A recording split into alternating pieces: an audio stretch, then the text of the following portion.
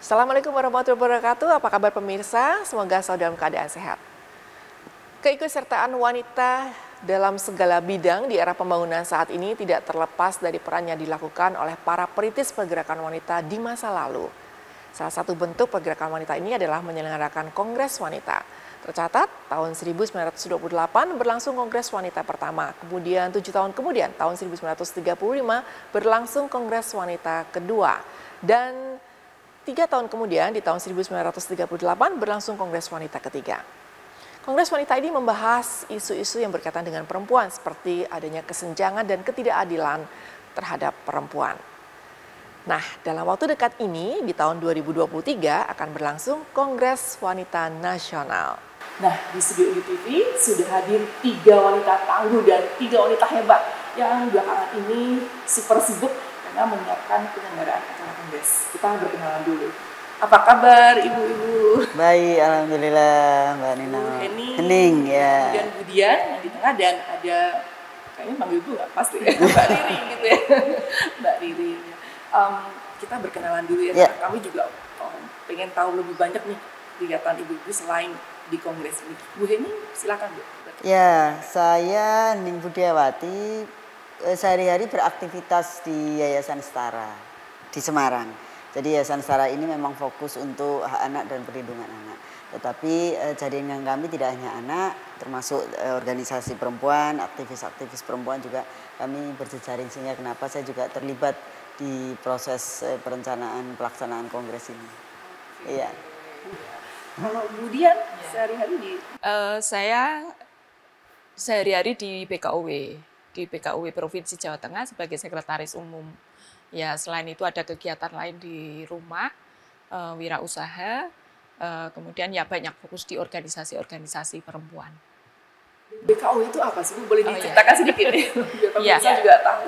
BKUW itu singkatan dari Badan Kerjasama Organisasi Wanita. Kami ada 38 organisasi wanita yang tergabung di BKUW Provinsi Jawa Tengah. Jadi 38 itu mengirimkan perwakilannya di BKUW untuk kayak kami bekerja sama untuk berbagai kegiatan, terutama untuk kegiatan-kegiatan pemberdayaan perempuan, begitu. Yeah. Tamu ketiga, narasumber kita yang ketiga nih ada Mbak Riri. Mbak Riri sehari-hari gimana Mbak kesibukan? Iya, sehari-hari saya di Komisi Penyiaran Indonesia Daerah Jawa Tengah. Jadi tugasnya itu mengawasi siaran TV dan radio. Secara gampangnya begitu Mbak Nino. Oke, baik. Nah, kita langsung tentang Kongres Perempuan gitu. Pertanyaan pertama begitu ya, kenapa sih Kongres Perempuan gitu? Dan siapa yang akan boleh ya? Jadi kami pada saat itu, jadi mungkin sebelumnya ya, kami pernah memang mengadakan Kongres Perempuan Jawa Tengah.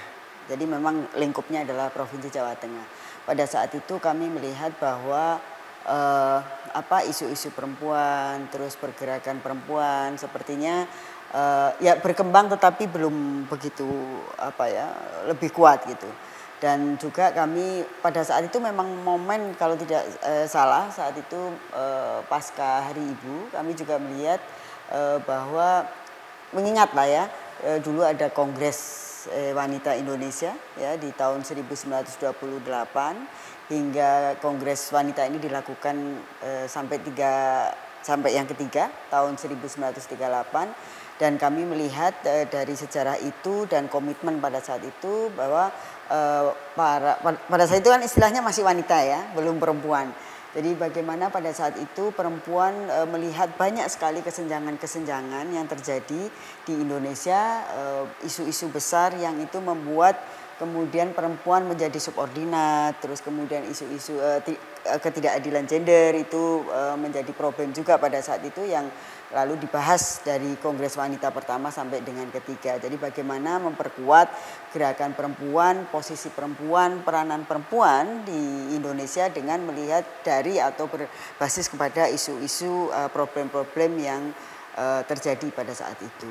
Nah, pada tahun 2019 itulah kami melihat dari sejarah, lalu kemudian juga perkembangan gerakan perempuan di Indonesia yang mungkin harus diperkuat dan harus lebih masif. bagaimana peranan perempuan itu juga harus lebih maju, kalau kita berinisiasi menyelenggarakan Kongres Perempuan Jawa Tengah. Nah, dari Kongres Perempuan Jawa Tengah 2019 itulah kami melihat juga pada pelaksanaannya melihat ada keberhasilan. Artinya kami menilai bahwa Kongres Perempuan Jawa Tengah ini ada keberhasilan, terutama kehadiran, partisipasi, dan juga dari rekomendasi-rekomendasi yang dibuat oleh para peserta yang secara aktif 3 hari full, terutama dari perwakilan PKK itu cukup banyak. Itu selama 3 hari full berpartisipasi dalam menyusun rumusan ataupun gagasan ide-ide yang ada di Kongres Perempuan Jawa Tengah. Nah, berangkat dari situlah kemudian kami memikirkan bahwa perlu diperluas. Tidak hanya diperluas, tapi memang ini harus diperkuat lagi menjadi tingkat nasional. Ya, artinya partisipasi tidak hanya di wilayah Jawa Tengah, rekomendasi rumusan juga tidak hanya Jawa Tengah, tapi bisa lebih luas yang nantinya punya satu hasil yang ini menjadi gerakan bersama di seluruh Indonesia. Nah, memang untuk Kongres Perempuan Jawa Tengah itu pada saat itu merespon juga, salah satunya adalah pasca pemilu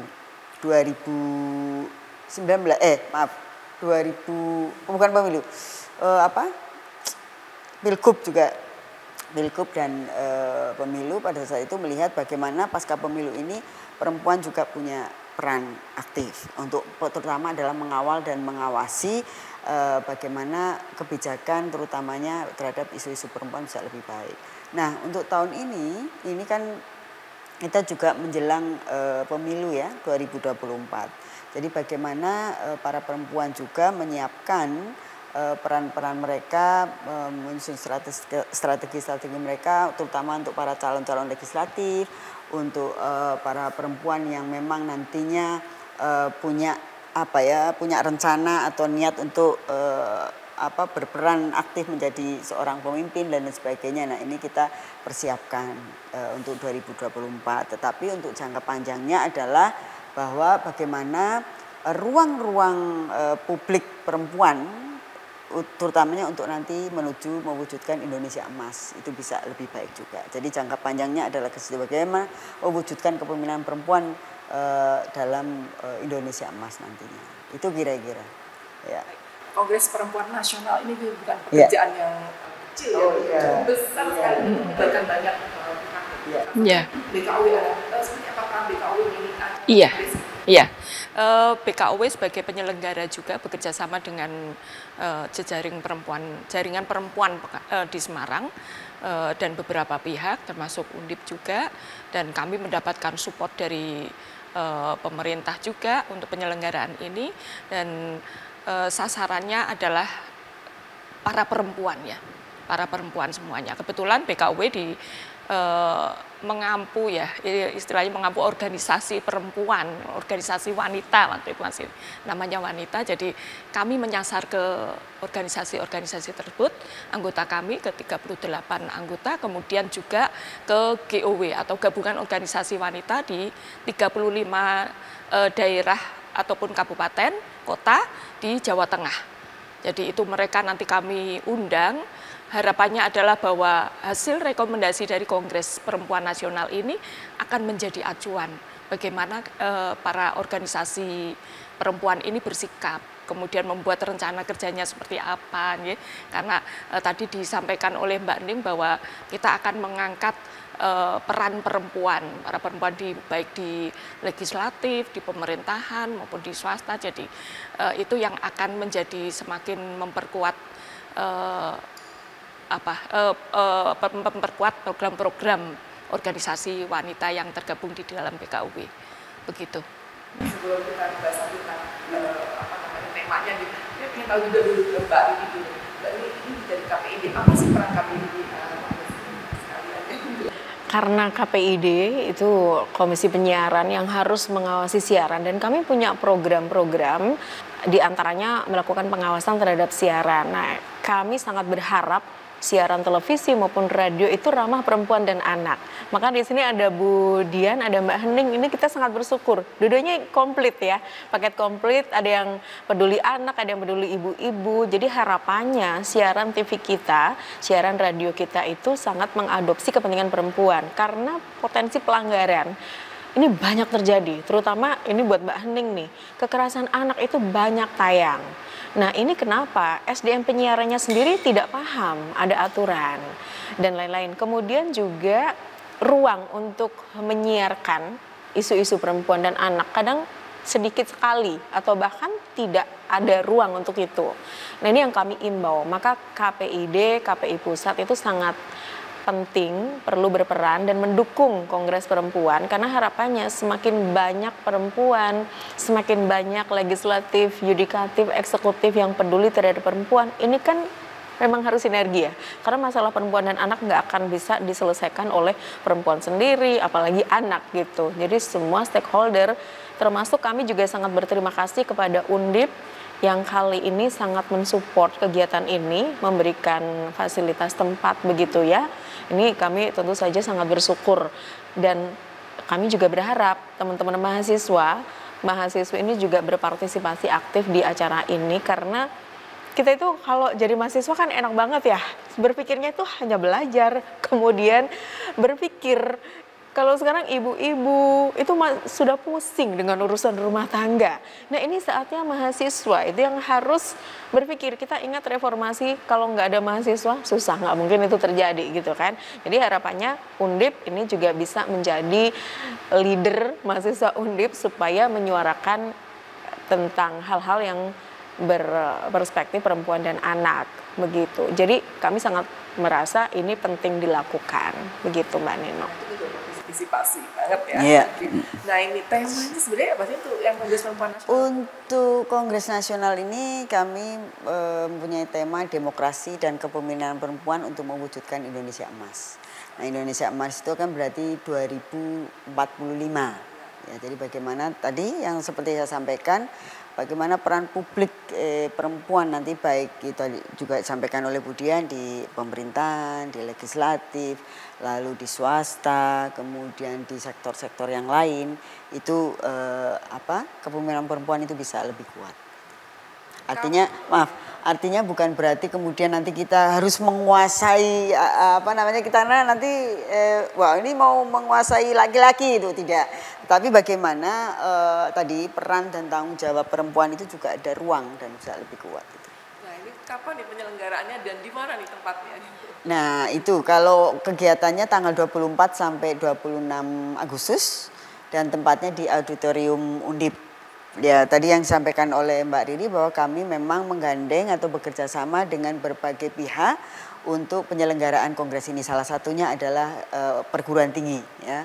Undip, di mana Undip ini juga menjadi salah satu perguruan tinggi terbaik ya di Indonesia yang kami kira ini penting untuk kita libatkan, terutama bagaimana juga memberikan edukasi nanti kepada mahasiswa-mahasiswa yang memang kami harapkan banyak mahasiswa yang hadir atau berpartisipasi dalam kongres ini, khususnya mahasiswa perempuan ya, untuk bisa belajar dari para guru-guru, tokoh-tokoh perempuan yang memang sudah punya pengalaman luar biasa, punya posisi yang luar biasa dan kuat di dalam kepemimpinan di masing-masing sektor. Gitu.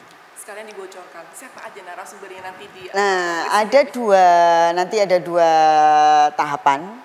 Itu yang pertama nanti setelah pembukaan ada namanya seminar atau studium general. Nah untuk studium general ini kami mengundang Ibu Menteri Pemberdayaan Perempuan dan Perlindungan Anak sebagai narasumber. Lalu ada Ibu Irianto Setiawati itu dari UI, beliau antropolog. Lalu yang ketiga ini masih konfirmasi, ya artinya belum ada kepastian untuk, tapi kemungkinan bisa itu Ibu Susi Pujiastuti, mantan Menteri Kelautan, ya. Terus nanti setelah studium general, jadi studium general ini juga sebagai pemantik, ya, dari nanti tema-tema yang lebih lebih detail gitu. Nah setelah studium general nanti akan ada sidang komisi, ada 5 sidang komisi, itu nanti masing-masing ada 4 pembicara. sesuai dengan expertise ya, sesuai dengan keahliannya, sesuai dengan pengalamannya. Itu kita juga dari berbagai kelompok, itu ada yang dari akademisi, kemudian dari pemerintahan, lalu dari tokoh atau pelaku masyarakat sipil yang memang mempunyai peran cukup besar di sektor masing-masing. Nah, jadi ada juga dari wartawan juga, jurnalis ada. Gitu, yang nantinya Komisi 5 ini satu itu tentang tata kelola pemerintahan, jadi peluang dan tantangan kepemimpinan perempuan dalam tata kelola pemerintahan. Lalu yang kedua temanya adalah terkait dengan kedaulatan pangan. Yang ketiga terkait dengan hukum yang adil gender dan anti kekerasan terhadap perempuan. Yang keempat kaitannya dengan energi bersih dan responsif terhadap isu lingkungan. Lalu yang keempat terkait dengan kebudayaan dan media yang ramah perempuan. Jadi masing-masing tema ini nanti kemudian ada pemantik ya, narasumber yang nanti akan difasilitasi oleh satu fasilitator yang nantinya setelah itu ada diskusi kelompok. Nah, diskusi kelompok inilah yang kemudian merumuskan rekomendasi atau tindak lanjut atau gagasan ide yang penting untuk mewujudkan Indonesia Emas. Yang nantinya kemudian hasil atau output dari kongres ini menghasilkan rumusan strategi terutama kepemimpinan perempuan di 5 sektor pembangunan. Lalu yang kedua nanti ada maklumat dari kongres perempuan. Kemudian yang ketiga adalah rekomendasi dan rencana tindak lanjut apa yang nantinya akan dibawa mungkin di Kongres Perempuan Nasional yang kedua. Targetnya memang ada berapa peserta yang diharapkan bisa? Kami mengundang target 1.000 ya. Dan sampai hari ini yang sudah mendaftar sekitar 435 kalau tidak salah. Tapi sekitar itu. Ya, semoga setiap hari terus bertambah ya, karena kami salah satunya juga sudah menyampaikan ke Ibu Ketua Penggerak PKK Provinsi untuk mendorong PKK di Jawa Tengah terlibat, lalu juga kepada Ibu Menteri kami juga meminta untuk menghimbau Dinas Pemberdayaan Perempuan dan Perlindungan Anak di semua provinsi untuk mengirimkan pesertanya. Jadi memang tidak hanya dari dinas saja, tidak dari pemerintahan saja, kami juga mengundang pelaku UMKM, kemudian mahasiswa, termasuk aktivis-aktivis yang memang ada di 5 sektor ini.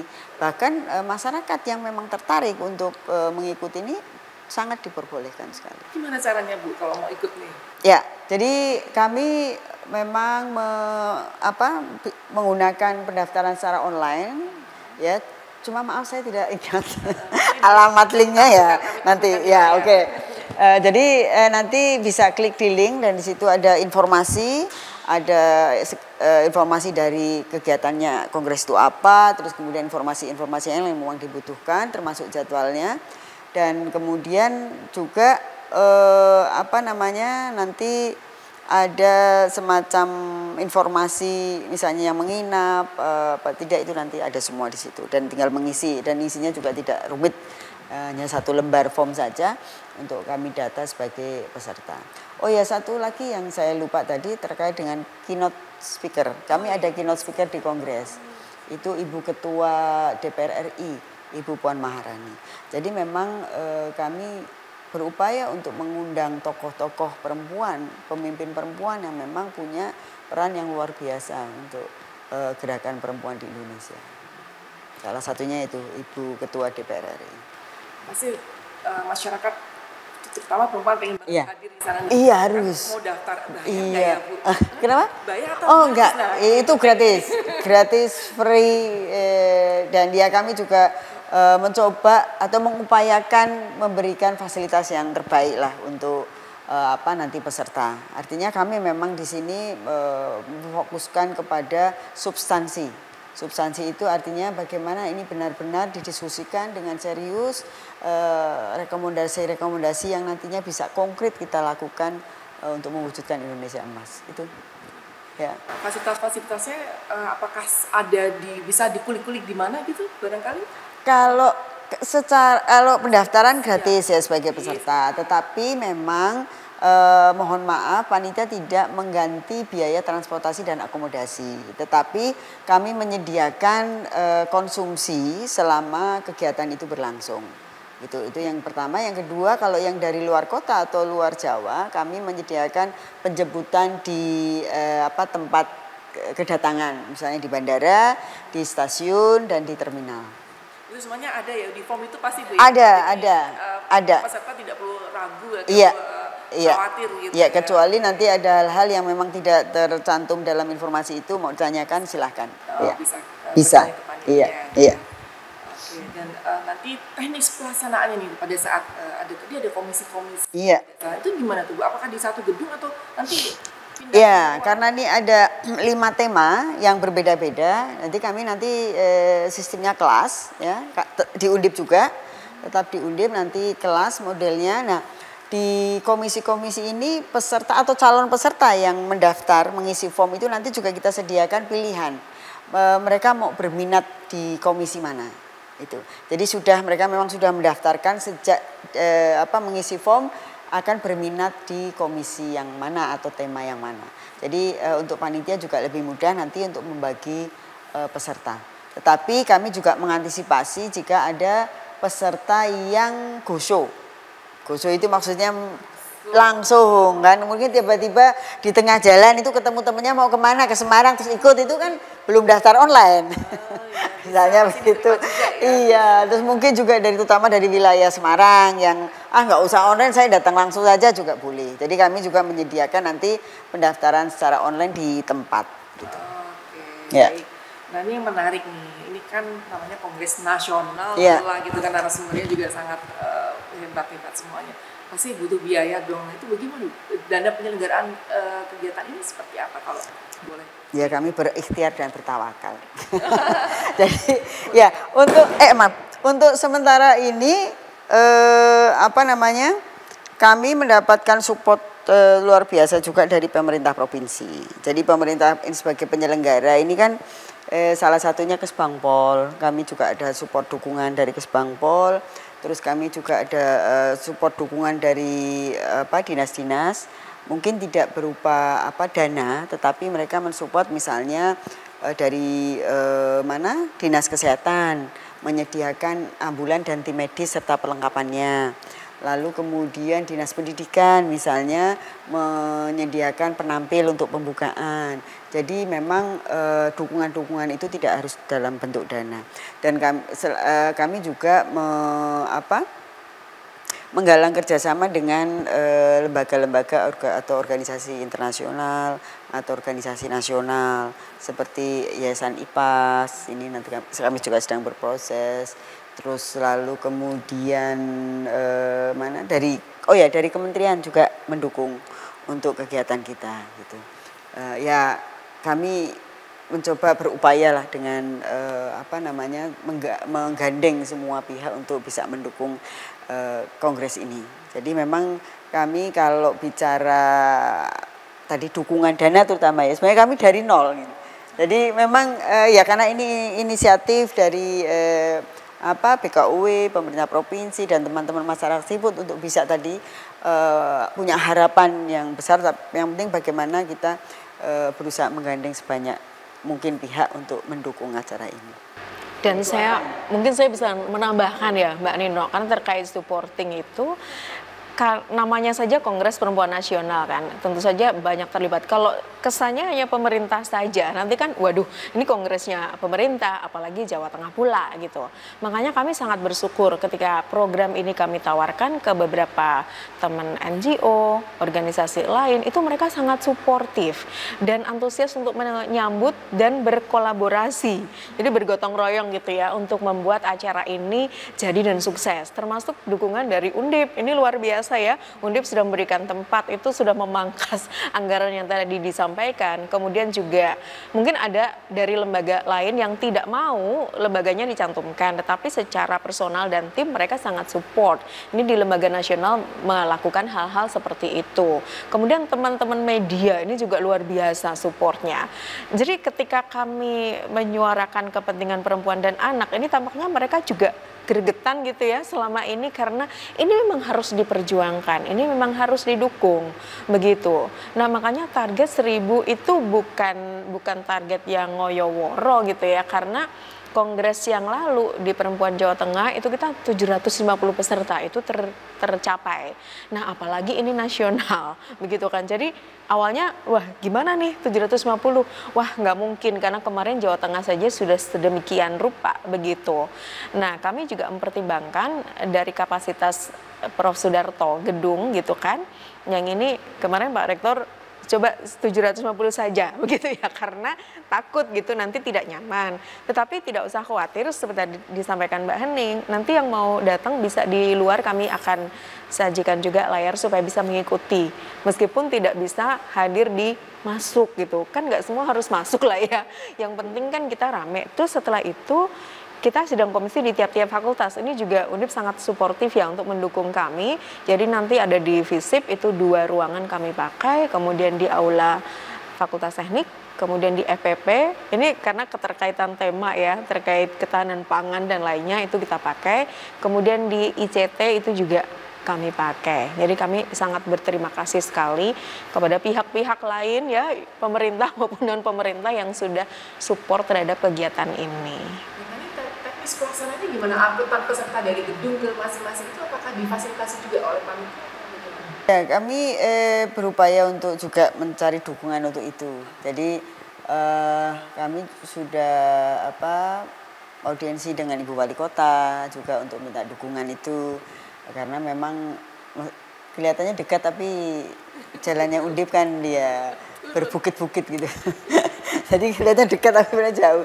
Nah ini kami ya sekali lagi kami mencoba berupaya untuk memfasilitasi para peserta dengan sebaik-baiknya gitu, dengan semaksimal mungkin, dan kami juga secara optimal mencoba menggalang dukungan-dukungan, yaitu tadi tidak hanya dana tetapi apa yang bisa didukung kami akan sangat berterima kasih, terutama Undip ini ya sekali lagi ini perguruan tinggi yang memang kami apresiasi luar biasa adalah Universitas Diponegoro, karena langsung pada saat itu Pak Rektor ya siap gitu, jadi kami langsung lega dengan kami, wah ini nanti kalau Undip bisa gimana gitu, tapi ternyata Pak Rektor waktu itu langsung menyetujui apa yang kami ajukan untuk permohonan dukungan tempat luar biasa, dan makanya kami berharap juga sivitas terutama Undip ya, mahasiswanya terutama yang perempuan bagaimana bisa berpartisipasi juga, dan kami juga merekrut relawan-relawan dari mahasiswa untuk terlibat di dalam proses persiapan supaya mereka juga bisa belajar, apalagi nanti yang tadi saya sampaikan narasumbernya luar biasa ya, tokoh-tokoh, terus ada juga influencer seperti kami juga mengundang Mbak Angki Yudhistia, dia staf khusus presiden yang nanti itu mewakili anak muda itu kan, yang ini bisa mungkin juga memberikan inspirasi, dan beliau juga nanti mewakili kelompok disabilitas untuk menyuarakan kaitannya dengan kepemimpinan perempuan. Terus ada Ibu Ratu Mas juga kami undang untuk menjadi narasumber, lalu kemudian aktivis lingkungan Mbak Lili Barata dari Kedaulatan Pangan, Koalisi Kedaulatan Pangan, lalu ada anggota Wakil Ketua MPR RI Ibu Lestari Murdiat gitu. Lalu ada siapa lagi, Ibu Gubernur Jawa Timur, Ibu Khofifah. Ibu Khofifah juga kami undang untuk sharing pengalaman beliau kaitannya dengan kepemimpinan di pemerintahan dan juga di organisasi seperti Muslimat dan lain sebagainya. Jadi bagaimana kekuatan-kekuatan kepemimpinan para narasumber ini bisa menjadi inspirasi, terutama anak-anak muda yang nantinya akan hadir di kongres. Gitu kira. Baik, mungkin terakhir harapan atau mungkin ada mau memberikan semangat kepada perempuan Indonesia, ini dari Bu Riri dulu atau dari saya yang terakhir aja. Kami itu sebenarnya tumbuh dari optimisme ya, ide kreatif, kemudian dari sejarah sebelumnya Kongres Perempuan Jawa Tengah, kemudian disambung dengan optimisme dari para pejuang perempuan ini, kemudian kami disupport oleh berbagai pihak. Akhirnya kami berangkat dengan semangat yang perjuangan yang tinggi untuk mencapai itu. Ya, memang harapannya nanti adalah bahwa dari rekomendasi yang dihasilkan Kongres Perempuan Nasional ini akan menjadi langkah kami berikutnya, bagaimana perempuan itu berperan, kemudian bagaimana perempuan itu lebih berguna bagi lingkungan kami terutama, ya, kemudian masyarakat umum, ya, kemudian bagaimana suara-suara perempuan itu bisa lebih didengar. Karena sebenarnya problem perempuan dan anak ini kan kompleks sekali. Dari mana kami akan menyuarakan kalau kami berdiri sendiri-sendiri, para pejuang perempuan ini kemungkinan hasilnya tidak bisa maksimal. Tetapi ketika kami berkumpul di dalam kongres seperti ini menyuarakan perjuangan para perempuan, bisa didengar, ya. Terlebih di saat ini menjelang pemilihan umum ini, harapannya adalah bahwa rekomendasi nanti akan menjadi pertimbangan tersendiri untuk para calon-calon pimpinan nanti yang akan memimpin kita di tahun 2024, dan terlebih juga kami mempersiapkan generasi emas yang akan datang 2045 ini harus dari sekarang disiapkan. Bonus demografi dan sebagainya, kemudian angka stunting yang jadi sorotan juga, ya, semua ini menjadi sesuatu yang harus kita bicarakan bersama, ya Mbak Ning, ya, begitu. Banyak harapan yang kita gantungkan di situ. Semoga nanti di hasil dari Kongres Perempuan Nasional ini akan semakin memberi manfaat bagi para pejuang perempuan, begitu. Harapannya di Kongres. Iya, harapannya di Kongres Perempuan Nasional ini semakin banyak perempuan Indonesia yang sadar dan terliterasi dengan baik, sehingga nanti output dari penyiaran juga bagus, mengakomodasi kepentingan perempuan, yang mengkonsumsinya juga bijak. Artinya kalau memang ada siaran yang ini melanggar, tidak sesuai dengan kepentingan perempuan dan anak, ya harus segera lapor, sehingga semuanya akan jadi bagus gitu. Masyarakatnya cerdas, medianya juga sehat. Itu saja Mbak Neno. Sudah lengkap. Ya, saya kira untuk harapannya yang pertama adalah bagaimana hasil atau rekomendasi dari kongres ini bisa dilaksanakan nanti ditindaklanjuti secara konkret. Artinya ide-ide, gagasan-gagasan, mungkin juga inovasi-inovasi yang sudah dilakukan oleh para perempuan, terutama para pemimpin perempuan ini bisa kemudian ditindaklanjuti secara konkret, ya, oleh terutama gerakan perempuan di Indonesia.